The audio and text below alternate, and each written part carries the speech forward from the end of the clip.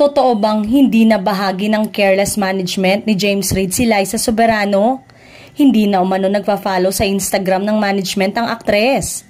Careless, anong nangyari? Pabulong naman sa mga marites. Sabi ng isa, ang witty, alangan namang mag-hang-on pa siya dyan.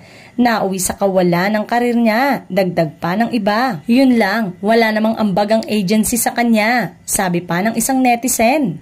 Well, both of them couldn't care less, pahayag ng isa.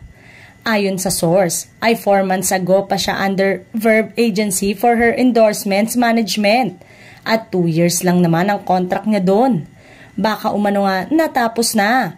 Well, good for her kasi parang siya lang din naman ang nagtatrabaho sa company na yon. Finally, di niya talaga kailangan ng agency na yan.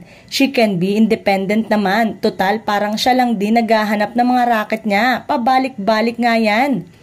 Yan naman din talaga ang secret for success. Lipat lang ng lipat sa mas malaki ang offer. Malabo naman na makabalik ito sa ABS-CBN na dating tahanan dahil burning bridges na. Bad-mouthing people ang ginawa niya nang umalis ito.